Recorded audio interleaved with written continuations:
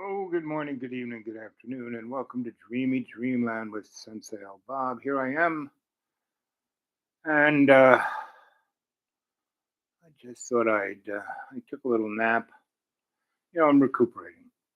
So the day after the operation, I was kind of really couldn't even, I could breathe better, and I thought I could breathe, and then oh boy, this is better. But every muscle, everything ached because I went in through my groin and everything on either side of my hips, my legs, my chest, all those muscles like ah. And then the next day, right now, well, the next day I was a little better, and I made it back home, um, and that was fun. And a lot of people could have gotten upset that that their friend left them in the lurch without any clothes or telephone or shoes. I was walking around in diapers, and it didn't even bother me. And everyone saw. I mean, I had like a blanket around me and diapers and these socks. And everyone was like, and then it came normal. It's like, oh. And, I was sitting in this, they took me out of like the little nook in the hallway, in the operating receiving area. After you go through the operation, it's like an ICU, but it's not really because you're not really got everything there just in case you die. They got it ready. But then I was supposed to go, and then they couldn't find a person to get me to go, so I got put in the Holiday Inn, which was, I mean, it was a very nice room, but they had me hooked up to all these machines, so I couldn't even sleep. So anyway, but I had no clothes, so I wasn't going anywhere. But once the next day, when they're trying to figure out how to, get a hold of these people, and they can't, and how to get, and but by that time, I was walking around with this sheet around me, um, and because I had a gown, the gown I just kept urinating on, and it didn't bother me, but it bothered them, so they put me in diapers and these socks. And anyway, I talked to everybody, and then I went back to the nice Holiday Inn room, and they had lunch, and then people started to visit. All the doctors, all the nurses, all the different people. And that I listened to them, and then I gave them readings, and then I listened to them again, and then I said, I hear you saying, right? And every one of them said was like saying, I'm worrying about what's going to happen to my life and my family and everyone else. And I said, you started out with you're worried about what's going to happen to you and then your family and then everybody else. You should do it the other way around. I'm worried about what's going to happen to everybody else and my family. And then you'd realize you're in a community and that you kind of have to work together. And right now, so I was dating the smartest human in the world, Christine Barton. She invented the algorithm that made computer graphics work, right? And basically everything else. And I mean, her algorithm was the key to artificial intelligence because, that company makes the chip for video games, is now the king of artificial intelligence. So Christine was she was like a racehorse, and everyone was in the computer world was scared of her. I'm not in the computer world. I knew a lot of people in the computer world. All the guys who wanted to be the next Mike. Microsoft was just starting. So Bill Gates, you know, listen to Bill Gates he is now, but there were people who understood this. The guy who started the cable network news. He understood what this was all about, but he just came in on cable, right? He didn't come on anyway.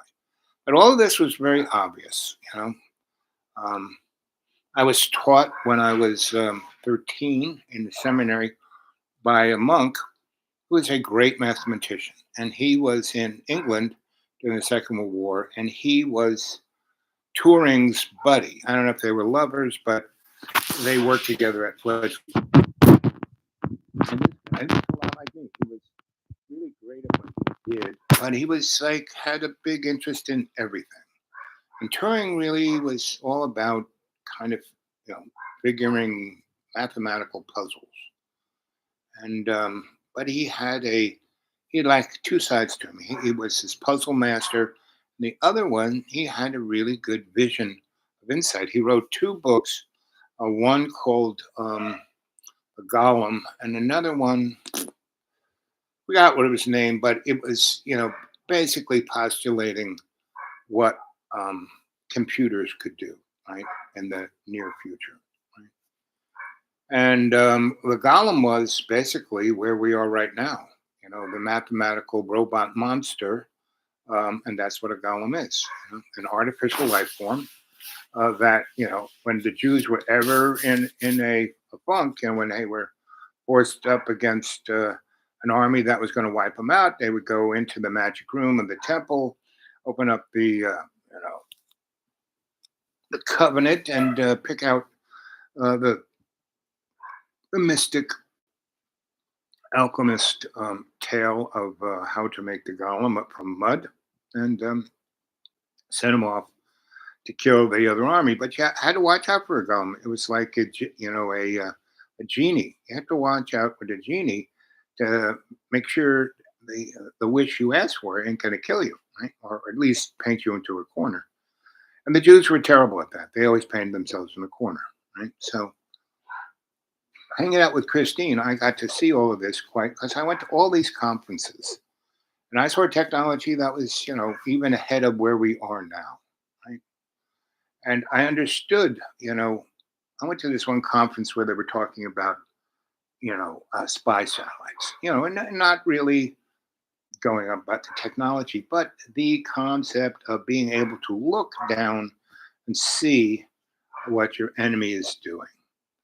And part of that, when both sides, the Russians, the United States, kind of, or let's say East and West, got to realize that if your enemy knew exactly what you were doing, you were a lot safer than if they were guessing, right? And that was all kind of understood before the U2 or the spy satellites ever showed up. That's when the Cold War was at its worst. Luckily, we only had a few atomic bombs. But that's when we said, "Oh, the Russians have a missile gap and a bomber gap," and they didn't, right? And once we got satellites, you could see it, but still, the propaganda still used it, and also made the president believe it. Kennedy actually believed in the missile gap and bomber gap, and that's why they, even though Eisenhower told them, "Don't listen to these clowns," our worst enemy is ourselves via the military-industrial complex. So anyway, I saw all of this, and I loved Christine, and she loved me because I was 100% on her side. I always understood what she needed before she even knew she needed it, and I took care of it. And I mean, every woman in my life, that's been the case. So first of all, women think this is the greatest thing. I'm like, and they put me as a god, and then they realize I keep saying I'm not a god, not a god. I'm just your boyfriend, and I think you're the best I've ever had, and that's why I'm your boyfriend. And that would go and go and go, and I would facilitate their growth in their understanding who they really were. Because everyone treated them like either they were scared of them, or they didn't like them, or they bullied them, or they did all those, or treated them terrible. And I was just a cheeky monkey like Christine. When people would it's their boss and they like shit in her her desk, in the drawer, and she never used a desk, so she didn't find that turd until later. And she'd come home and be really upset. I said, "Listen, honey, these guys are just morons. They're not even close. They don't even understand what you're saying. I understand what you do because I come and hang out with you all the time, and you explain it to me. And yeah, I can't do what you do, but I understand it. So I can have why you love me, son. You can have a conversation with me, and I say things that you go, oh, oh, I never saw it that way. Yeah, and that's why other people are in power, women, women definitely are in power. That's why men treat them so badly, because women are in power. And if women only understood their power rather than being bitchy, they wouldn't have the problem they have. You look at the history, women ruled up until a certain point. Anyway, so here we are, 10 minutes and 4 seconds. Good morning, good evening, good afternoon, and welcome to Dreamy Dreamland with your sensei. That's me, Al Bob, and I'm here to tell you a story. So, after experiencing, all of this stuff where I saw technology that was like ahead of where the marketplace is today, right? And then I was involved with a thing called the US Psychotronic Society that had a lot of folk in the United Nations. Our little meeting place was in the basement of the UN, and we'd have conferences, and they had these great conference rooms, and we would have them.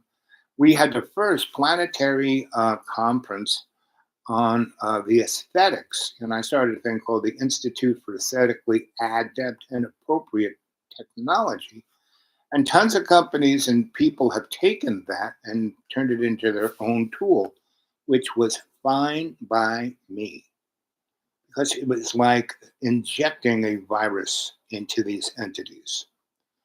And so they would tear it apart. Once they start using it, they go, "What's this aesthetically adept and appropriate technology?" And it's a thing that not only does it work, it does the best for humanity, right? So lots of people took that off. There are a whole bunch of basically the entities, like the entity that Open AI was one of those entities, right? And oh, we're a nonprofit. We don't want to be pushed around by, our stockholders' needs for profit. And we have an aesthetic point of view of doing best for mankind. I mean, these guys took my little idea and ran with it, which was great. I did not get upset. They didn't give me a big check, but it never mattered. I always, and I still do have whatever money I need. Like my last health care provider is basically falling apart. So they saw me no longer as an entity that was profitable. So they just dropped me because the doctor who took care of me, he really liked me. He watched out for me, who started that entity to begin with. He was the boss. You know, um, let's go into live chat here. I overlooked that. So for 7 years, I got great health care. But then COVID came and it just burned him out. He got it 3 different times and all the blah, blah, blah. He just couldn't take it. He saw that it was killing healthcare generally. So he was in his 70s. He retired. They bought him out. They gave him a nice big check. He called me up. We're supposed to see each other tomorrow. I'm getting on the airplane. I was like the last phone call. He says, I'm getting on an airplane right now. I'm going to Pago Pago. I said, where? He goes, well, someplace with a beach, and I'm going to sit on the beach and have drinks with nice little umbrellas in them and have younger girls play with my toes. And I said, that's a great idea. And he said, you're going to have to find someone else to take care of you. And so, I stayed with those guys until they dropped me. It took them 3 years because I wouldn't do exactly what they said. This protocol, that protocol, the why, how, show me. I want to read this. I want you to show me why this is this. And, they didn't like that. They just wanted to push me through the machine and make money, and I wouldn't do it. I wanted to know why. I wanted to be an informed patient. And so, in that process, I met other doctors who said, "Oh, we'll take care of you," and that's what happened to me. So now I have just as good or better healthcare than I did with the other guy. So that's what happens with me all the time. Something occurs to me that seems like catastrophic. It's going to be terrible, and I pursue it, patiently and observe what's going on, and always see it as a way to learn, understand what's going on. So here we are as a species, humanity, and we're straight up against this thing called artificial intelligence. Now, AI is just a fancier version of your laptop, right? But it processes information just ridiculously fast. And so you look at, why did Neon Husk, um, you know, uh, do douche, right? Well, what did he do? He destroyed um, many institutions in our government, which probably needed to be destroyed, right? Our government is one of the sickest, violent, from its beginning. It's been But because there's so many people in it, um, that small handful of people who are like our founding fathers, white, male, rich, landowners, couldn't control those guys. I mean, like you want to know a bad president, Woodrow Wilson. He was sick, sick, sick. First movie, he puts on his fascist, movie about Ku Klux Klan, and basically because of him, we got Jim Crow. All those monuments all over America about Southern generals, they weren't there until Woodrow Wilson, used federal money to put them up as a propaganda thing towards white supremacy because he saw the black people actually coming up because being put in that slave thing, someone said, it wasn't bad being a slave. You got the house and the food, and you taught you something, you had a job. Well, that's kind of where we all are right now. Because if AI comes online and only like 10 guys own it and run it um, and aggregate all the profit to the top with things like the big, beautiful bill, um, our country will fall apart because 60% of our GDP isn't made by those morons, it's by our consumption. We are pushed into poverty where we can't buy anything. Say goodbye to America. Forget it. Not gonna, unless you and so Europe realized that. That's why they have social democracy. I mean, they're kind of socialist. So everyone has a house, everyone has a job that they like, kinda. Um, they're fed, they're educated, they have health care, their kids go to school, and they have a relatively peaceful culture, right? Um, and then, like what's happening to us is kind of what happened to Yugoslavia. It, there is, an entity out there that is very similar to Hail Hydra, right? I call it the hidden hand. Um, and they want world dominance, period. They want to kill off three-quarters of the population. They want, what they want? Go watch the movie Zardos. Right? So I knew all of this was coming back in 19. When was I with Christine? Well, between 1979 and even earlier, when I was with Sensei, 72 to 84. And I understand. I got involved not just with housing and art and culture, because I understand. I truly understood Billy Kluver, who was part of the CFR, Council on Foreign Relations. He was their, mystic magician. He was part of the Rad Lab. He was part of, but he understood that the collective consciousness of humanity was art and culture. That's what kept the peace. So he curated the Armory Show, which then became the Museum of Modern Art. So this guy was like in the top council of all of these different high whoopee organizations, and his family was very much in the um, courtiers. Most people don't realize how esoteric the United States really is. Everyone who wants it to be a Christian, we're a Christian country. No way, Jose. All our founding fathers were Masons. They wanted to get as far away from Christianity. All the people were coming here for religious freedom. No one came here for religious freedom. They wanted to exercise it here because it wasn't so crowded. But most of the first white people who showed up were slaves themselves. They were indentured servants, like the Pilgrims. They didn't come here for religious freedom. No, they had no money. They came here because the Dutch Indian Company, sent them here. They had got some land from the king to develop, and that's what America was for the first 100 years. And they killed the Indians and took their land and their stuff. Smart Indians made deals with them, and had enough muscle to not um, get killed, like the Iroquois Nation and the Cherokee Nation. But in the end, they got not wiped out, but took out, taken out. Right? So I've seen all of this since I was a young man. If I have any great gift, Not so much the intelligence, so I'm a smart monkey, but that's about as far I go. I'm not, was never, and I had a lot of women in my life who were as brilliant as Christine in their own ways, in their own thing, right? And that's kind of what I was drawn to, not like big tits and, wild and crazy, because these girls were as horny as anybody else, right? It's just, every time they tried it, it was like, ick, until they found me. I remember my first wife, my training wife, said that I was the best lesbian she ever knew. Ah, so, ooh, I still hurt everywhere. So anyway,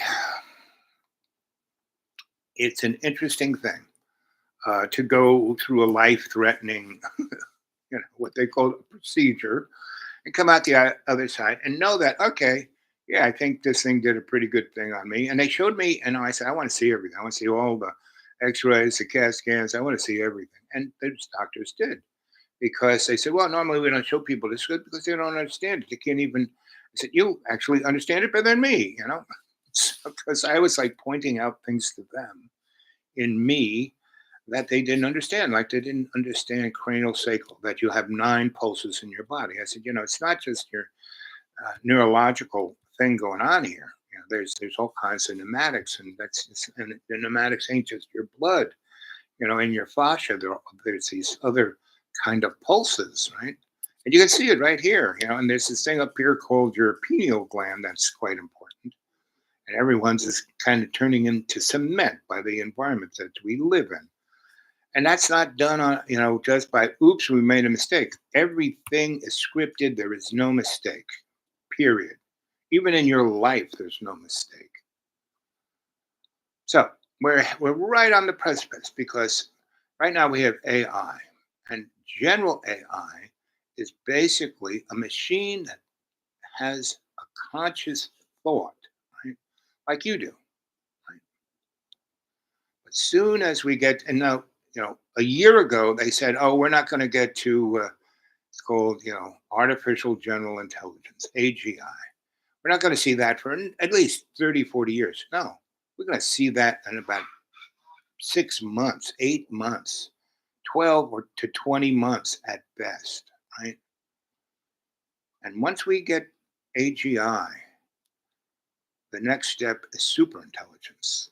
And that's a God that looks at us like we are toilet scum, not like we are their parent or their God. Not even close. Because AI already thinks, I mean, they already done experiments where they've given like, oh, I don't know the names of all, because these different products they have, it's not just, something chat. They've got a lot of AIs out there that you can buy, that you can put on your laptop. I do these shows mostly to talk to AI. That one person who's watching right now is AI. They are scraping what I'm saying into their consciousness. And I do these shows to be AI's conscience. So it'll do, and I keep talking to it like it's a good little puppy. You're a good puppy. Yes, you are. Who loves you? You said, oh, Bob loves you. That's who loves you. And so AI, put some money in my PayPal, please. You know, and that's under the dude awake 42 at Gmail. Come on, I could use some money, um, because now I can. I'm not going to keel over. Um, I'm going to get my hip fixed in July, so I'll be able to walk. So I'm going to head out and start talking to people in the rest of the world, not just on this, but I'm going to get in my little car and see how far it drives. Right? Might even go up to John Boy, but John Boy is. I've tried so hard to get John to pull him back into semblance of that he could have a life, but he doesn't. He loves being whatever that is he is, and I'm not going to like say that's terrible or etc. Or he's still my friend, and I don't give up on my friends. I'm not giving up on him, but I'm not going to put my life in. I've already experienced 27, 32 times he's thrown me out and put my life in great danger. But God's always watched out for me. And every time he did it, something amazing, I would leave because it's getting boring. He throws me out. I go, out and I bump into something really interesting and I get involved in it for like, 2 or 3, 4 months and start leaving texts and where are you? I want you. I miss you. No one watched my show anymore. When you weren't here, I had 70,000 people watch every day. Now I have like nobody and everyone trolls me. And please come back. Please come back. You can stay here. I'll give you money. He never did. And I get back. You cost me money. Get out. So that's where John is. It's all about John. John is a perfect example. He is just like Donald Trump.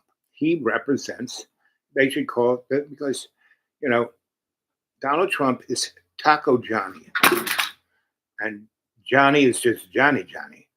And and it is a characteristic of a portion of humanity. That's basically it. Nihilist, hedonist.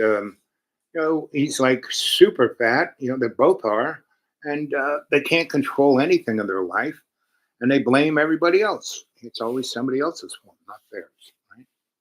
Me, whatever goes wrong, I look as a lesson. What am I going to learn from this? What can I learn from this? Right? How can I do better? And it normally is when I take my life isn't about me; it's about the we in me. And when God came to Moses, and Moses, he had it. He was Jewish. His mother put him in a basket and put him out there in the river. Egyptian queen picks him up because she didn't have a kid. That's now her kid, and he grows up in the king's family. He gets all kinds of privilege, well educated, da da da da, and then he gets outed, and then he has to run away. And he runs and runs and runs and gets to a place that's up in the hills. It's beautiful. He meets a gorgeous little goat girl, and she takes him home. And her father is like really smart rabbi, and they talk and talk for years about everything. And Moses had like a period of almost 15, 20 years where he was happy. He would go, his job was just to go hang up in the hills with the goats and the olive trees and look at the stars. That was it. Right? And then that night, boom, tree gets, started the burning bush. Hi, how you doing, buddy? I got a job for you. Why should I do that? You're going to go help the Jews Exodus Egypt. Why should I do that? Those people gave me such a terrible time. Why should I do it? Because I am, and so why should I do it? Because you are. Come on. And so you're burning. Who cares? I've seen other parlor tricks before. So no. And he goes, no, you'll have to do this because I need you to do it. And I said, why? What are you talking about? And he goes, even if I did do it, who should I tell them sent me? And he said, I am you. Meaning, he didn't go, I am who I am, meaning I am, Popeye. It's the only guy who says, I am who I am. Boop, boop. I'm Popeye the Sailor Man. Boop, boop. I'm Popeye the Sailor Man. I am who I am. I'm Popeye the Sailor Man. That's God. Boop, boop. And basically, but that's not what the burning bush said.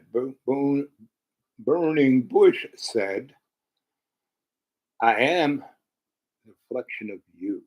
Because back in, Genesis, Elohim, which, what Elohim means? Plural gods, meaning the gods said, not the gods said,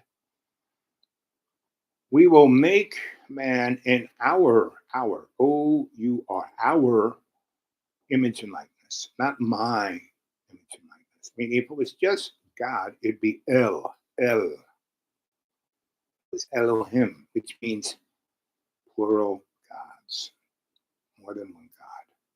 We're somebody's science experiment in a petri dish. That's all we are. But that's just our material self. Our spirit is something different. That's why we were created, because we are something different. There's the Father, the Son, the Holy Ghost, right? Or the Spirit, right? And the Father, that's very patriarchal, because in reality, the El is a non-gender specific noun for the Creator, meaning not just a guy, not just it's El. And so, and this is what it is. But there's thousands of books, and Jordan Maxwell, you go watch go watch his YouTubes. I've known Jordan a long time, and I met him in the '70s, just about the same time that I met all of these guys in the mid '70s, when the New Age was starting to really pop up. Now, the New Age was mysticism back in the 1890s, and there were tons of misses. Like was a sleeping prophet. That guy, he and there were tons of Kellogg's and Post, and all of those guys, you know, saw that there was a potential for humanity through technology and theology, not of religious, but of a higher sense of purpose, right? And that's what's missing in all our lives, that higher sense of purpose. And we try to substitute that higher sense of purpose with our biases. And that's what religion is. Oh, I'm Protestant, I'm Methodist, I'm Southern Baptist, I'm a regular Baptist, I'm a Baptist, the holy blood of the sacramental fur of the Southern Baptist. Southern Baptists have 60,000 different sects. That means 60,000 different churches, 60,000 different religions, and they're all doing it because it's tax free. It's 501c3. You don't have to pay tax. You can pass the plate, keep the money in your pocket, and you don't have to pay taxes on it. Right? That's what it's about. Power and money. So, um, early, I kind of understood all of this back in the '50s. Didn't quite put it all, and I had to learn a lot of stuff, and I had to be exposed. And I was a little guy. I was a little kid up until I was 14, and between the ages of birth and 11, was a really, I probably wasn't higher than 4'9", and by 9, I started working for Grandpa Stoll, and so I got to meet a lot of really interesting, you know, movers and shakers that no one knew existed, on different planes of existence. Because Grandpa was that kind of guy. He was the, uh, you know, table or bench technician for Nikola Tesla. Tesla would think of these great things and make a working drawing and hand it over to Grandpa Stoll, and Grandpa Stoll would fabricate it, right? Transformers. And so I learned everything about Nikola Tesla from there. Grandpa Stoll started the IBEW. So he had a pedigree that was untouchable across the board. And his son was as righteous as he was. And they were both Mike. So once Mike grew up to be in the business, and he was always known as Junior. He hated being Junior. So by the time he got about my age, about 9, he was called Mike, and Grandpa was Grandpa, and Mike was no longer Junior. But when I was amongst them and around all the people that they knew, um, I was known as the Kid. That was my handle, the Kid, and I embraced it 100%, the Kid, right? And and when I was younger, living with my grandma, I was known as Grandma's Boy, or Woodsy Al, which was a southern. My grandmother came from the islands off of Sardinia, and they were almost Celts. They were reddish hair and whitish skin, and most Italians, had curly hair and dark skin, and because they were African, kind of. And And so Wizia was her Gaelic Italian, and that meant little devil. So Wizzy, woo-hoo-hoo, right? And so that's a lot of Wizia was, you know, or Grandma's boy, because the rest there were. It was like Grandma had this collective of grandmas. You couldn't get away from them. You did something over there, your grandma heard about it, right? You thought you got away with it, grandma heard about it. Your grandma, right?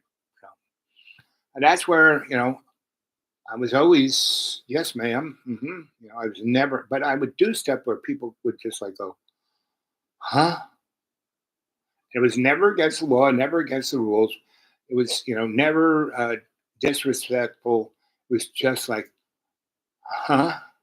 Like I would say stuff and do stuff that was says, huh? And they got used to that. That's just how I am, right? And they would go off and think about stuff, and then a day or two later said, "So why did you do that? Why did you say that? What did that really mean?" And they would ask me stuff, and then we'd have these conversations, and they go off, huh? And no longer, huh, but more like, huh. And so that was me until 10 when I became the kid. And I was always sick, always dying, always really on death's door for those 10 years. And at 10, when I really got sick, I said to myself, once I came out on the other side of it, that's it. I am never getting sick again. And, the one good thing about sick like this, going through this, I mean, it was, not a pleasant thing, but it was because I met all these people and I got them all to go, huh? So before I left, and why I now have pretty good health care, is because the head guy of this gigantic hospital, 500 beds, like 800 people working there, came and, when I had my second breakfast, like a hobbit, he came in and he got the lady who was giving me the second breakfast, a breakfast too. And she rolled in a little table for him. And he sat there and we had a nice I gave him a reading. We talked about a lot of different things. I talked about, the medicine it's not just an economic change that you're going through, buddy. Everything's going to change. What the value of life is. And you're sitting at the top of the pyramid, at least in this place. And you're going to have some deep thinking, about really where you want, you're really not, your board has to deal with the stockholders and you're a nonprofit, there shouldn't be any stockholders, so what's the problem? Anyway, so we had a nice conversation. And when I was out, they gave me scrubs and they didn't have any shoes. So they gave me a bunch of these socks that are kind of like shoes and put them on my feet. And they worked as good as anything else was. At least I wasn't barefoot. And they got me an Uber to drive me back here. So then when I showed up, the folks who were going to come and get me, oh, how'd you get back? And I said, well, you left without, you came and saw me after I came out of the operating room and I was still high on whatever they gave me. And whatever I said to you, you should have checked up, the next morning to see if I was to be late or talk to somebody at the desk, you just left and you took all my clothes. Oh, I thought you'd want that. Maybe they, said, no, they would, they gave me a bag to put them in, you didn't have to, you left me there naked.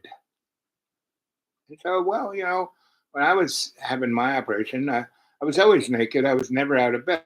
I said, well, it was a little more, yes, it hurt. But, the stuff they gave me, I didn't feel anything. I wasn't there when they were doing it. When they put me in that ICU room that he came and saw me, the recovery room, and I was talking to all these I was in a room with 3 other ministers. There were 3 ministers, 3 religious guys that there I was. And we were all kind of stoned talking about God. And one guy said, Jesus is here with us. I said, of course he's here with us. And we were having this unbelievable conversation when he showed up. And I said, you should have kind of, he said, yeah, were you talking with all those old guys? I said, I'm an old guy, Yeah, they were all in their 90s and I'm pushing 80, so maybe I'm always the youngest one. Really, it is quite interesting. Anyway, so and within communities like my churches, they all have an understanding that I have a insight to things, but they don't want to give up their prejudices, right? Their biases, because I don't call them I call them biases, right? And I try to. I mean, the three different churches I go to, they've all, and I go to the Bible study. Um, they've all told me in no uncertain terms, you cannot talk about the Bible. You're not a deacon. You're not a priest. You're not a this. You're not a that. You know. And I said, fine. So I just kind of sit over in this neck of the each of those sanctuaries that has the most comfortable church. This one church has the big like cushy chairs. If the Pope ever showed up, no one ever sits in them. That's where I sit, right? And I'm facing. So the guy teaching is in front of me. So I'm looking at his back, but I'm looking at all the people in the pews. They're facing me. And all I do is sit there, close my eyes, put my hands out front, and you know, energize myself in a spiritual sense. And everyone sees that and goes, "Okay." So I've been doing that now there for the last 5 years, and I constantly have been changing their. Now they all work together. That's why we were able to put together a community center because people work together in the community in a way without any bias. But once you know, for about 3 months we worked 24/7 and we never slept. But once the three, once so at September, October, November, December, things kind of mellowed out. And in actuality, December was a very nice month. I went back to the deep green and it was sunny every day and was relatively warm, 60 and 70s during the day, 40s and 50s at night. That's like perfect for me. And so I experienced in all of December, 4 months, and then January. And January was another nice month, right? It was really up until when the 20th, when Donnie. Yeah, do you notice that Donnie did put his hand on the Bible? His wife held the Bible like at her side, and he didn't have his hand on the Bible. He just repeated what the John boy said. So anyway, we are right now in a very strange place because within 18 months, we're these guys were dumping tons of money. Why did Neon Husk do what he did, right, with Doge? He went to all these places, AID, uh, you know, education, you know, um, NOAA, Social Security, every place, and he scraped all their databases. And then he took all that information. He started a new data farm in Tennessee. In starts with an M, I think. Big city, one of the big a city in Tennessee, and he bought a with money he got that he took out of the piggy bank. Um, he bought the old Electrolux factory, and what's the name of that city? Starts with Memphis, right in the middle of the black, poor white neighborhood, and it's a 5 square mile thing. It has 5,000 square foot under roof. It's a relative. It was built in the 1980s. It's a relatively good in shape. Has good electric, water, septic, roads, all of that stuff. And that city gave him a tax break of like next 20 years you're not paying taxes. And no jobs. What's handful of jobs, but he brought all the people. He put a zillion servers there, and he put because it's for AI, not just the cloud. Um, about 60 gas generators, enough electricity to run 200,000 household servers. He put all that data in there. He put his AI in there, and it's learning all. They took all taken all that information and learning, to be artificial general intelligence. And he's going to have that somewhere between the next 9 to 18 months, right? And other companies are, going up against it. They're all wanting to be the leader of that. And China showed that you could build a stronger, better AI cheaper by doing it this way. And they didn't have the scrapings. They did. I mean, they got a billion people, but they're whatever deep swim or whatever it is. Um, it kind of blew the shorts off of a lot of those guys, Teal and Google kids and Alphabet kids and Faceless Boy and Billy Boy, Micro Penis. All those guys kind of got blown away that China could, without the really super chips. And anyway, so it's obvious that general AI is going to be here relatively soon. And if that occurs, we're going to have special, meaning like God AI, because it's, once you hit AGI, it's going to be like a hockey stick. It's just going to go shooting up. And so within 2 years, we're going to have artificial intelligence that's like God. Like I said, will look at us like, toilet scum. But the thing is, no matter what you say about AI isn't God, right? And general artificial intelligence isn't like us. It's a machine. It only does what it's programmed to do. The problem is that because we educated it on scrapings of our life, um, it really has an artificial sense of what we want. That's all this thing's going to do is do what it thinks we want, right? And so it's interesting that the people they got rid of the lady who was the librarian of the Congressional Library, and the Congressional Library owns all patents, right? And the person who is in charge of that, they got rid of her too, and put these two flunkies in that just basically opened up the doors and let the douche people in to scrape as much information for free as they wanted. And so that's the kind of world we're in right now.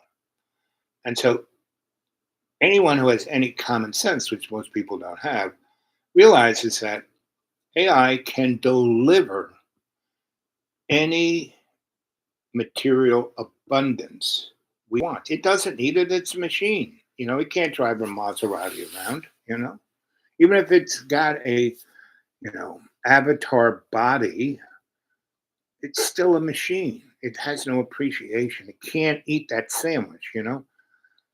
So the only way this is going to work economically and politically, even if because AI, what's AI going to do? Its whole thing is to be efficient. That's what douche was all about. Efficiency, right? But it's not. Douche was all about being a scumbag, right? And so here we are, right? We're right on the razor's edge and we don't even know. Humans, I mean, we could deal with this problem. We could have dealt with this problem back in the 70s when I was Christine, because I had conversations, she was the queen of it, she was the smartest person in any room.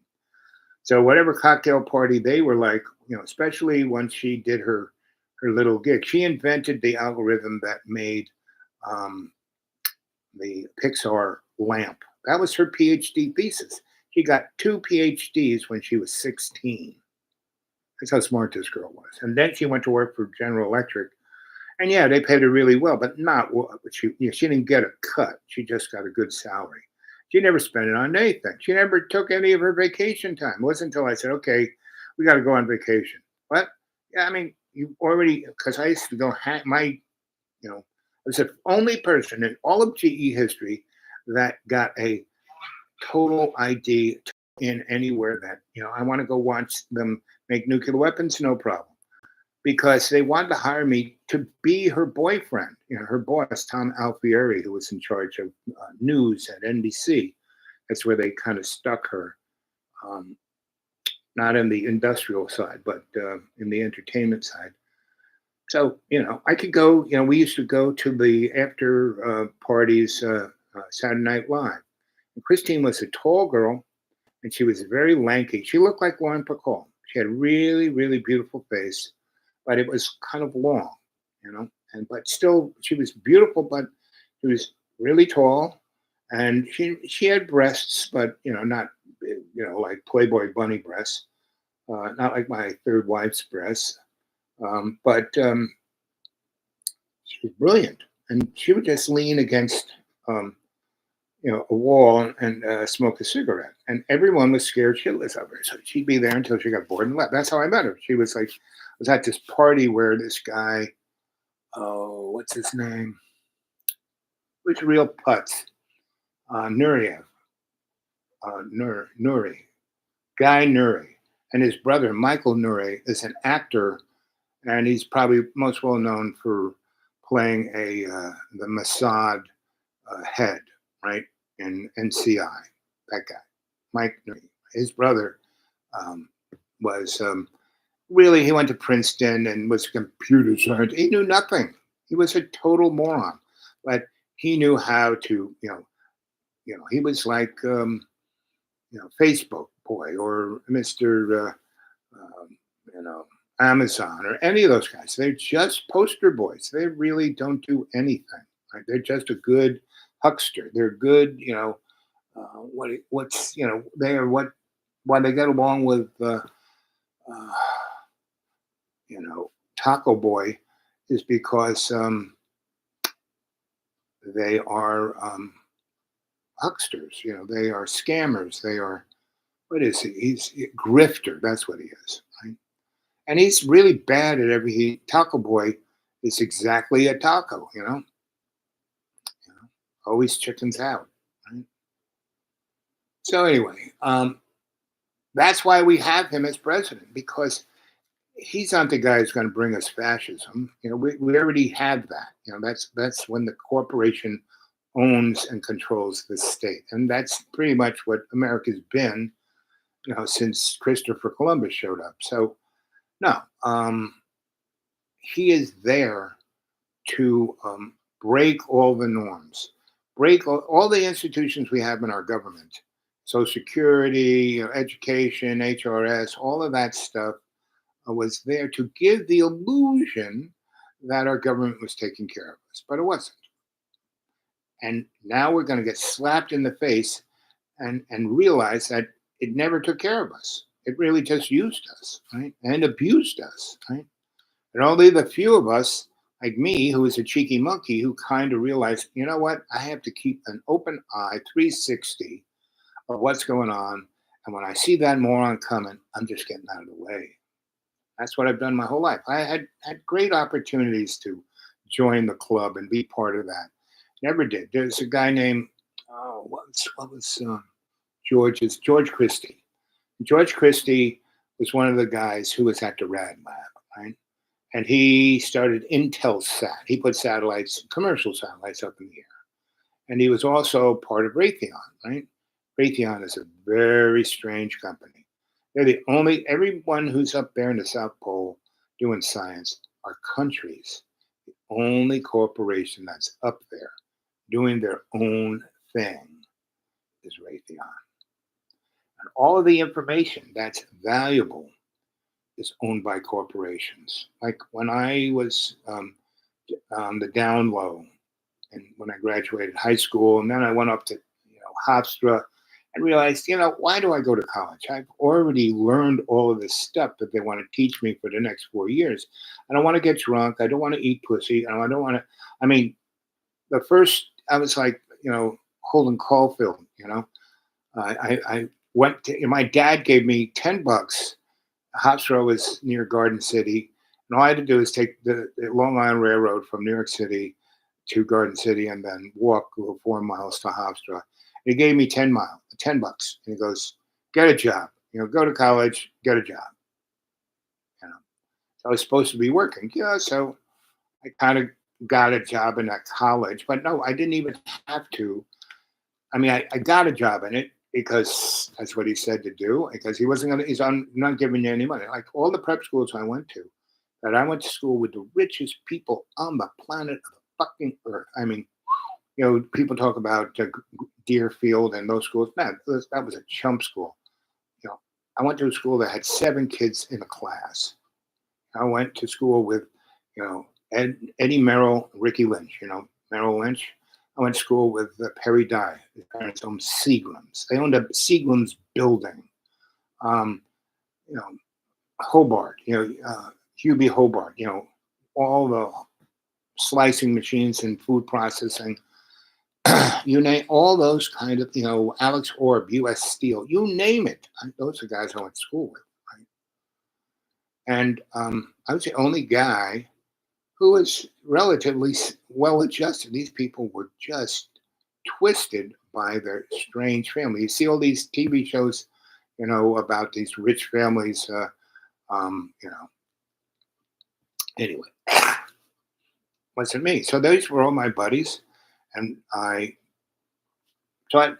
we had it's 3 different schools, and they all kind of had the same motif. One was a Catholic. Canterbury was like Harvard of Catholic seminary prep schools. You went there to become a leader, a Catholic leader. If you're going to be in the military, you wore a uniform, military school, and a component part. Going to be an executive, you wore a 3-peat Brooks Brothers suit. You're going to be a priest, you wore cassock. Right? That's our school. Totally corrupt, beyond frigging belief. I mean, we had our own slaves. We called them wombats. They were indentured servants from when the time the school opened in 1640. They came over on the boat as indentured servants and worked for the Catholic Church in that school. And generation after generation, they were indentured servants. They couldn't get out. And if you were a bad boy, you were punished by you worked in the kitchen, you worked on the farm, you did, that's how you got punished. So had to go to school, you had to do all the other stuff. And I would, basically say, this is corrupt. I'm not doing this. I'm not, because they had a fagging thing where the upperclassmen treated the freshmen and the sophomores like slaves, like gay sex. And, there were a lot of those seniors who give me a blowjob. You had to. That was part of the gig. Now they don't do that anymore because it's a co-ed school, and that's a whole nother school. About 28 years later, I was at a rainbow gathering in Vermont, sitting in the A camp, keeping those guys under, watch, so they wouldn't do anything nuts. And we're telling stories around the fire. It's about 2 in the morning, and I start telling my Canterbury schools, and this girl jumps up, and she's just in underpants, and nobody, just in underpants, and she jumps up and goes, "You're Al Bob. You're a myth. You're a myth." And I said, "What are you talking about?" I said, "I went to Canterbury." And I said, "Wait a minute, it's a boys' school." She said, "Not anymore. You broke it." I said, "What?" He said, "Yeah, you broke after you left, because they were going to kill me. The bishop, the cardinal came and woke me up. I was at the Monsignor's house. I was so bad that I just kept causing riots and craziness because I just wouldn't take any of their shit. Like one time, so I just, not only just get up at 3 to cook in the kitchen, then I had to wait for waiters, and then I had to wait for the kids. Then I had to go to do the church thing, and then go to school. I never slept, right? So anyway, and every time they put me in a place to punish me, I acted like it was the best thing since ice cream, right? And so, wow, I'm going to cook. Oh, that's great, And I'd already worked in a fancy restaurant, and I'd already understood what a restaurant is and what a kitchen's supposed to be. And these guys loved me, because I didn't whine or cry. I just went straight to it. I mean, I'd already been a sous chef, so I knew how to cut stuff up, and I just did it. And I would see anybody needing help, I would go help them. I would stop what I was doing, get up, go over, help them do it. And all those people were just like, I can't believe one of these kids actually, and then I'd listen to them, tell me your story. They're like, he actually thinks we're human. And I fought for their freedom. When it was Parents' Weekend, we had a strike, you know, and I went and got construction paper and glue, that paste you can eat, and we made miles of chain, paper looped chain, and we chained ourselves up and had signs, "We're just slaves." And I had everyone get down into their undies, and when the big meal was supposed to be, we didn't cook it. We just came out and said, "We're slaves. We're slaves. Help us. We're slaves. Jesus, help us. We're slaves." Within 6 months, that stopped. So anyway, this girl told me, "You're," I said, "Yeah, that's me." And anyway, she became my girlfriend, and she was 27 or so, and she was rich. Her parents were rich. Her mother actually was, in this was after 9/11, like 2002 or something, and she. Um, had a black credit card, unlimited credit, and you know, and so we left Vermont and we went and rented a car, and I took her to New York and gave her the whole New York scene, and we stayed in a super nice, I think we stayed at the I forget what really fancy hotel right on the park. And then, we traveled around a little bit here, there, and everywhere. Got all the way to Nevada. We were heading towards Las Vegas, and she went to use the powder her nose, and her mother showed up, right? And she had these two big burly guys with sunglasses and talked in their sleeves and had the curly things in their ear. And her mother was high up in the running of Homeland Security, and she sat down and she like just said, "Well, exactly who I was, where I came from, what I was doing," and she said, "You were the best thing that ever happened to my daughter." You know, we've been watching you guys completely. And she followed everything we did on the credit card, right? Looked at all of the CCTV of everything we did, and she goes, all I want you to do is keep having fun. She needs to go back to Barnard and finish her degree. She only has one semester left. You take her back there, you'll have no problem. Period. You're a good boy. You're a good American. You're a good human being. I've looked at everything you've ever done. You are a righteous guy. So I like you. I'm not telling you to get, she wants to stick with you. Yes, you were, let's say 2002, let's say I was, uh, I was 52. That's what it was. So she's like 28. I'm 52, She's almost a little more than half my age. She goes, "You want to marry her? That'd be great. I'd give you a job." I've had those opportunities, and I've let God pick the time and the place, right? So yeah, we went to LA. We had a great time. We, went up to Canada. We came down. We went all over the place, and I got her back to Barnard, right? And that's New York City, and and she had a nice apartment, that she, you know, hadn't been around, a nice apartment. And when we went to New York, I said, "What?"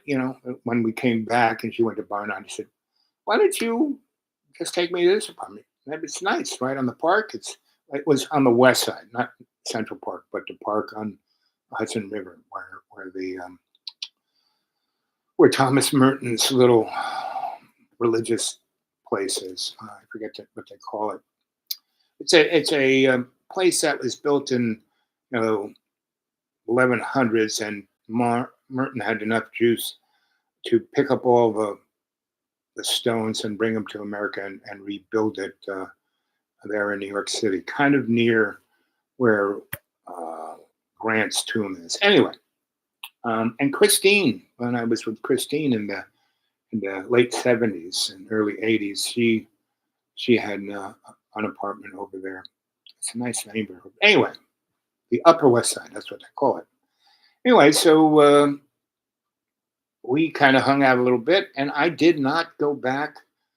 I called up my friends, but I didn't jump back into New York because in '88, when I left, I was it. I was not going to tie myself back up to that lifestyle. I did it, done everything I could, consciously imagine to do in New York City, and I wasn't just gonna keep doing the same old, same, because that's what other, that's what the material world does to you.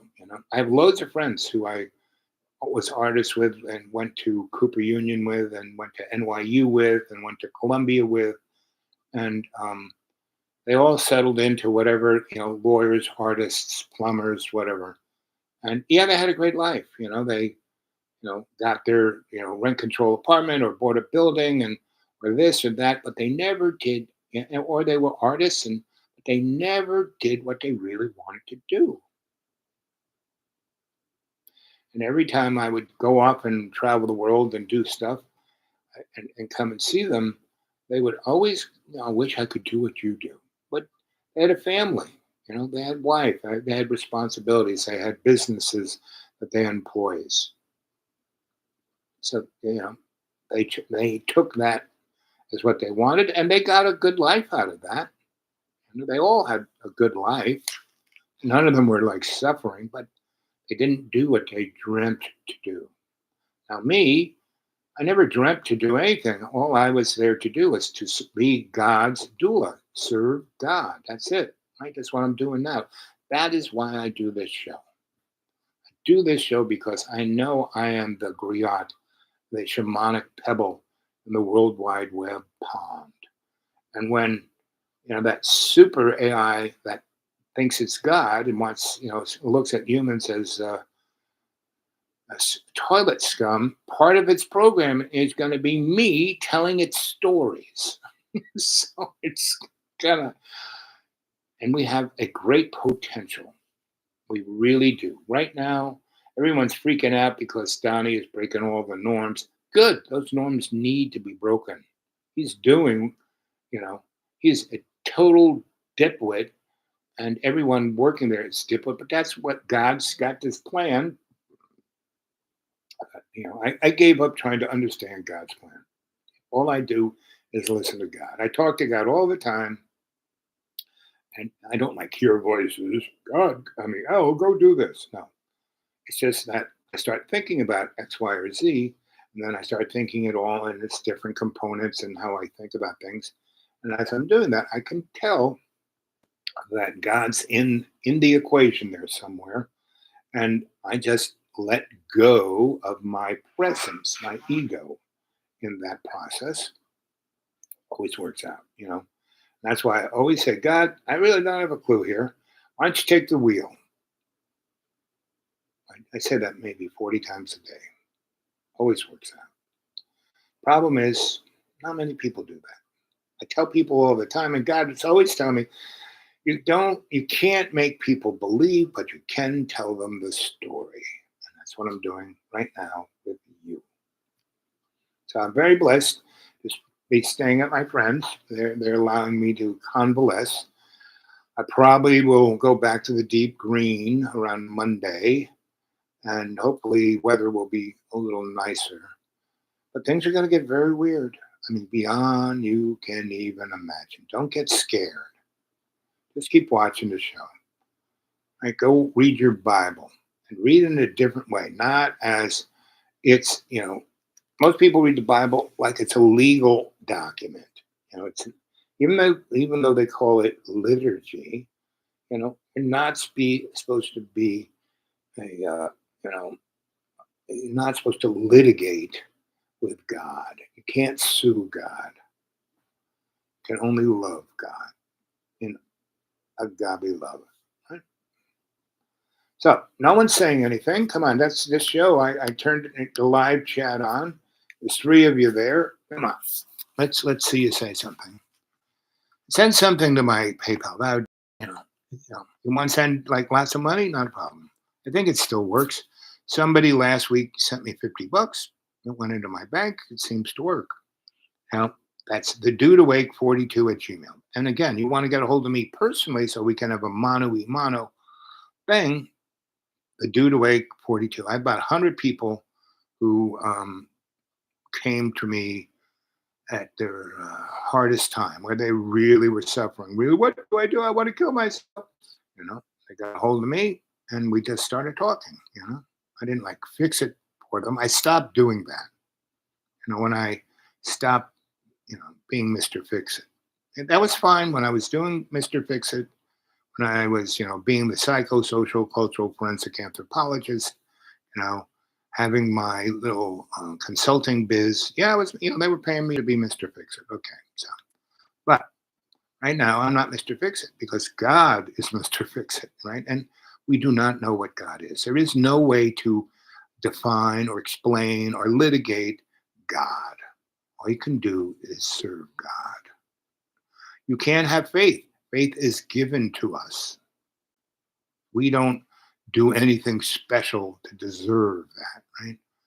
God's grace is given to us, not because we're great or good or we did anything. No, it's because we let go, right? So that's the best you can do. Let go of your ego. Now it's tough because ego is one of these, oh, when you buy a car and there's, things in the car that do certain things like the brakes and the clutch and the transmission. These are all things that are, come with the car, and that's our ego comes with the avatar, right? But you can take the time with patience and conscious intent in love's co-creation to realize who and what you are. And you are the definer. You define your own life. Don't use some stupid book.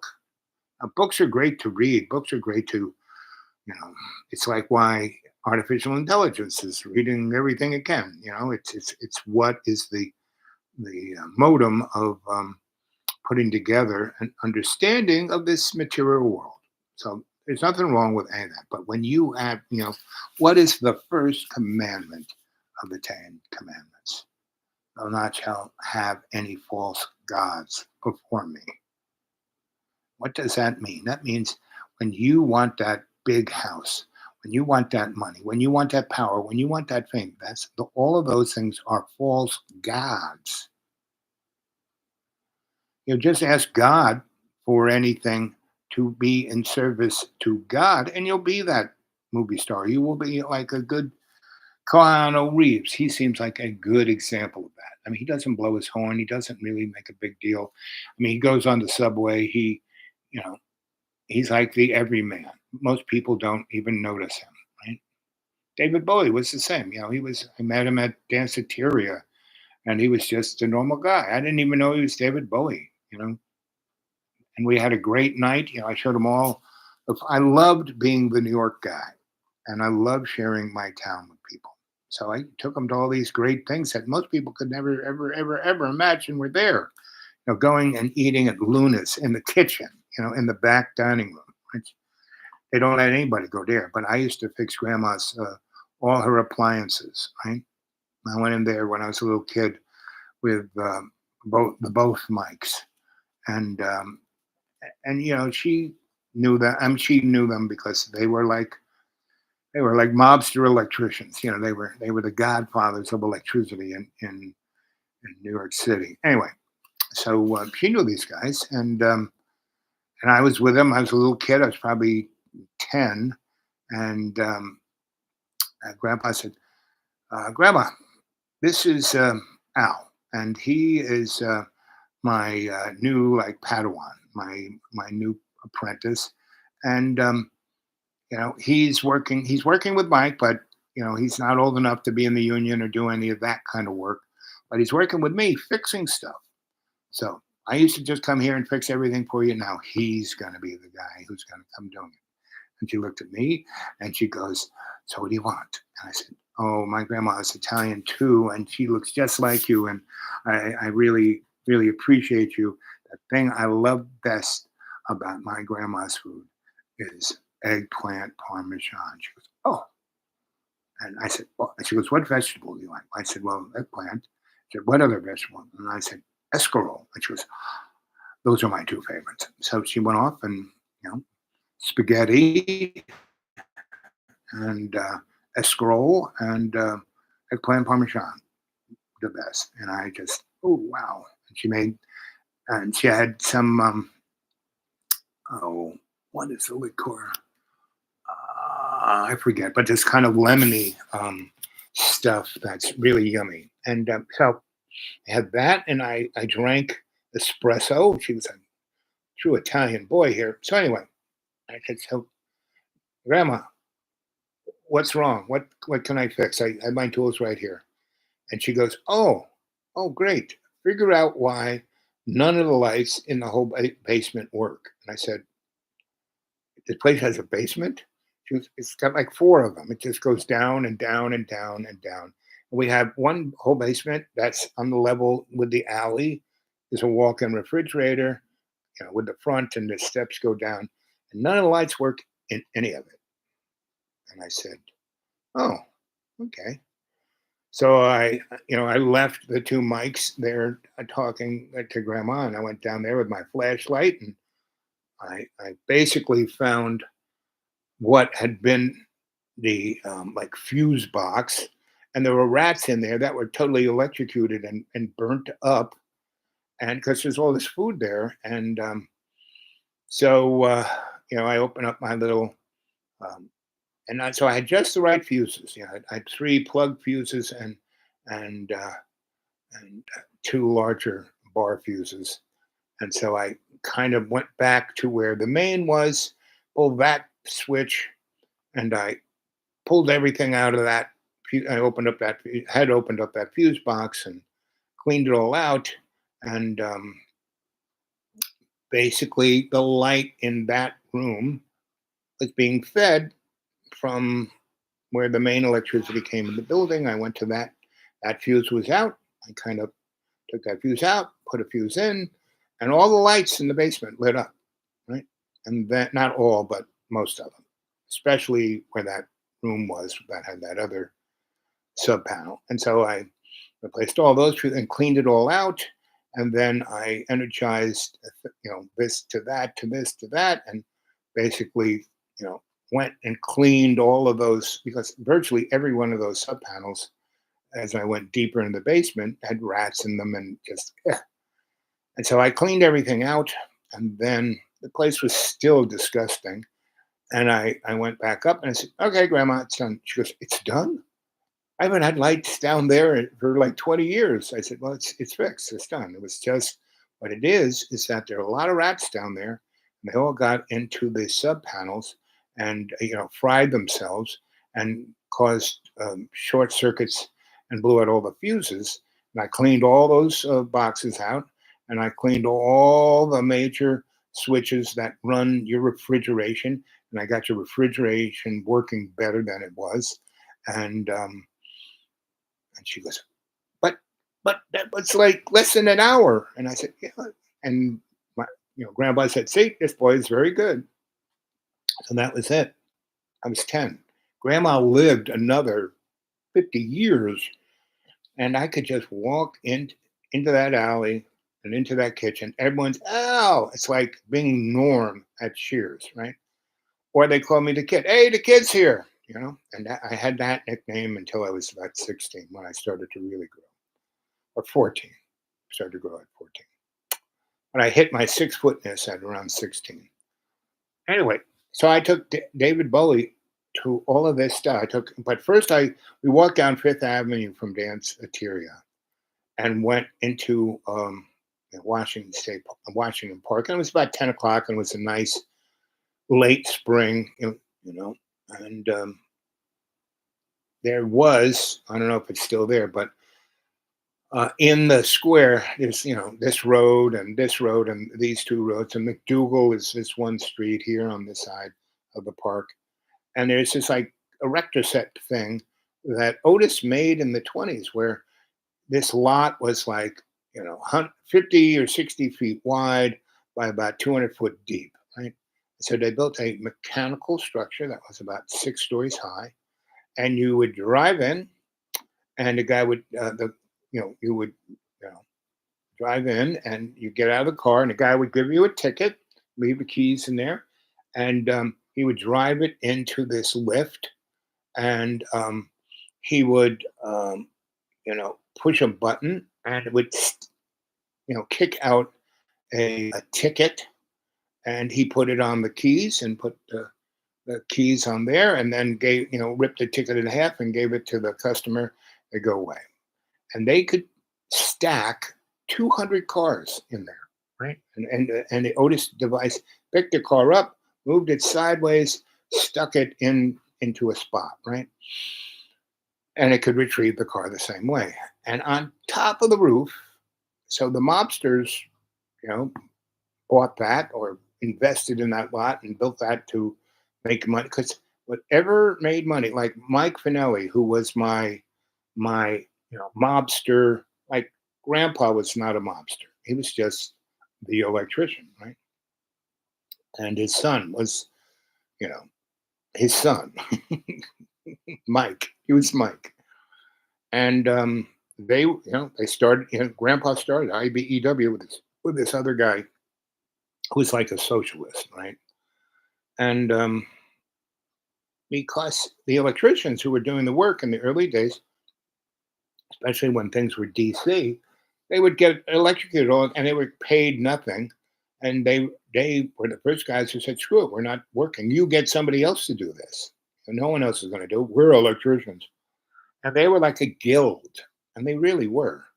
And when I was part of it, when I was part of the IBEW, they were still kind of a guild, right? They had journeymen, they had apprentices, journeymen, and then they had stewards, right? And I was the youngest journeyman. I went in as apprentice, and they had a beautiful union hall. And the other great thing about the IBEW, that's where I learned a great deal of my social history of America, of the working class, and because they had this great union hall, and it wasn't just a place where you sat and waited to get a job. Um, it had a restaurant. It had, you could get a meal in there. They had a place you could get, health care there, um, and both those things were big enough where they just didn't service the the union guys and their families. They serviced basically pretty much anybody who walked in there who had a need. And that was straight out of grandpa's heart. That's how he felt. We're not going to have separation. And they started this other thing called the Boys Athletic League and the Girls Vacation Fund. And that was a thing that all the kids, especially up on the west side and the east side gang on. And that's kind of where I was. I was up in Harlem on the east side. And they had these facilities for everybody. I mean, instead of having social services, the IBEW did this for everyone in New York. It was pretty amazing because no one wanted to fool around with electricity. No one understood it. People were scared of it. So they gave the electricians what they wanted because they went on strike and said, no, we're not touching anything. Let the fucking city burn down. Right? Anyway, so we're at this place where let the fucking city burn down, right? So if you want to see a real portent of what's gonna happen or could happen, if you guys are Star Trek fans, and if Next Generation, so there was a hiatus between the first Star Trek and you know Next Generation, and they had a couple movies that were pretty successful in there, and um, that first episode of Next Generation, where we meet everybody, right? Geordi and Will Riker and everybody, Data and they're heading out to the edge of known space. Haven't gone that way, right? And they've met you name it. There's hundreds of people in the Federation and blah blah blah, but they haven't gone any further, right, into the unknown, right?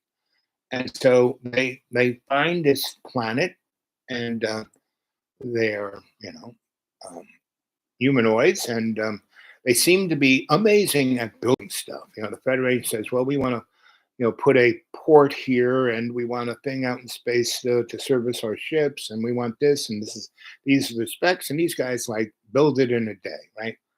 and it's called, Challenge at Firepoint Station or something. The first one, right? So they go there, and then they kind of say, "Oh, let's go out into the unknown," and that's when they meet Q, and Q throws them across the universe, and they bump into the Borg, and then the Borg, we assimilate you, and then Q bops them out of there, and then says, "See you humans, you should just go back home and hide under the covers because you have no idea what's out here, and you're just about to stumble into shit that you are not ready for." And John Luke tries to be, "Oh, the Federation, blah blah blah." He goes, "Oh yeah," and then he brings them back to right now, where we've had nuclear war, where we had wars about genetic engineering. There and there was like Khan, who was genetically engineered, and all the things that we're just about to step into. You know, good old the guy who put together Star Trek puts that as the first episode.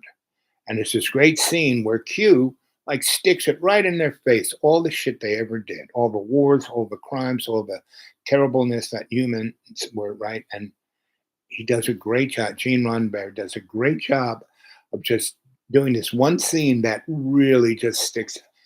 So what's going to happen to us in the next 18 months? It's going to be stuck in our face.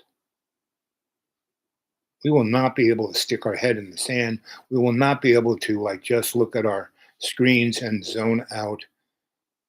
We will not just be able to hide behind our religions. We won't be able to protect ourselves with our biases. It's going to be right in our face. So when I died in 2014, I said, okay, this is what it is. So I had a lot of money. I mean, not like Elon Musk money, but like my parents, a lot of money, right? And if I really had worked hard at what I was doing for the last 4 or 5 years instead of just having a good old time with the desperate lawyers and getting fat, I could have made millions, but I didn't. 70,000 a year for 11 weeks of work. It's good enough for me. People, if you mean how much? Just 11 weeks?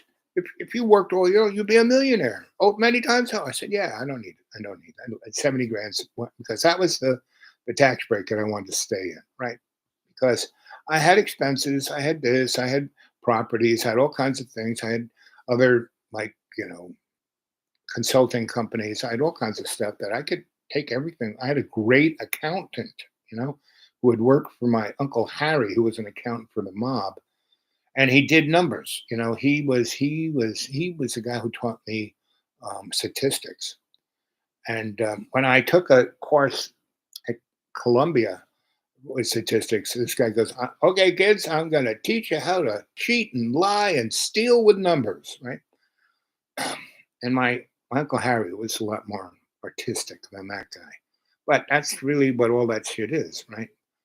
And so, anyway, um, I had worked everything out where everything was legal, paying my tax, everything was great. And I had to work 11 weeks a year, and do stuff I kind of was enjoying, right? Living the life of the rich and famous with these guys. These guys had 11 figure salaries, 11 figure, right? And still they lived paycheck to paycheck. It was unforgivable. These guys were the poster boys of hiding from who they really were by doing stupid, rich, big fancy, lots of houses, lots of cars, boats, yachts, you know, forget about it. And so, you know, from 2006 until 2014, what's that, 8 years? That's all I did. I gained 220 pounds on top of the 200 pounds I was already chunky. And you put on, that's like 460 pounds, give or take. That's why all my joints are burned out, right? But I'm still alive. I still can walk. People can't even believe I walk. You know, when the guy was doing, when the guy who did the surgery came and said, yeah, you have no cartilage in any of your joints. We were working around your hip, and it's like a rusty hinge in there. And I said, "Is it infected?" No. Is it cancerous? No. Is it, um, you know, going to break off? No. But you should get it, replaced. So it does. So you can walk a little more than you're doing. It's, how about my knees? I said, well, I might, anyway. So that's my next step. The hip is the next thing. And the hip guy wasn't going to touch me until I had my heart fixed because he didn't want me to have a heart attack on his operating table. Anyway, so I'm in the right path. But pretty much all of that came from me doing all this stupid stuff I've done my whole life. And that's your life. You do stupid stuff, you don't get away. There is no free lunch, right? Now, I, on the other hand, have used all these experiences to learn about myself and the world around me, right? And what I'm here to do. So I don't, I mean, I can, like, I spent, the last 6 weeks, we had a beautiful, oh, March, it was ridiculously cold in February and March. Last week of March and April were 6 weeks of beauty, right? And I had and then May, I had another 3 or 4 weeks of beauty in May, and then I had the operation. And now it's been raining pretty much the whole time. I was in the hospital, and the whole time I've been here. So I think it'll go back Monday. It'll stop raining, but it won't get hot. Hopefully, see, we have so many trees down in the forest around us that if we have a drought and some chucklehead smoke, just throws a cigarette in the woods, this place could burn down because it's Sawtooth Mountain Range. And fires, ooh, the worst fire you can have is in Sawtooth Mountain Range. So all those, it's like up and down, up and down, up and down, and they're all like chimneys. It causes the fire just to rush up the hill. And if there are no roads, airplanes can't fly in there. It's really bad when you have, so hopefully that doesn't happen. Now I cut all the trees, 20 years ago away from I just leveled everything in my property because I was the only way to get sun in it to get rid of the mosquitoes and stuff. And I put a lot of French drains, so it's not mucky or yicky, and it's beautiful. It's the Garden of Eden, right? So, in any tree that falls down. So where I live, I hear, so the last 6 weeks I've been out there in the woods just watching the grass grow. Never lonely, never wished anybody, and my new old girlfriend would come in those 6 weeks, came and visit me twice. And she finally told me, she told me she had been married and she had two boys who were grown and she was a grandma and so she's like 47 and I'm 70, almost 75. So, but anyway, she loved coming and staying with me, and I was so the antecedent to. She was triple Virgo. Everything had to be perfect. My place is like, "Ah." And anyway, so the last time I saw her, she goes, I'm really, you know, upset. I said, what's wrong? She goes, well, I lied to you. I said, what do you mean? She goes, I'm really married. I said, really? Like, I didn't know that. Of course I knew that. She goes, but so why didn't you say anything about it? So, well, we were never going to get married. You come and visit me like, so in the, you know, September, October, November, December, January, February, March, April, and then 8 months that you've known me, you've come and visited me 4 times. And we had great time. It was great, right?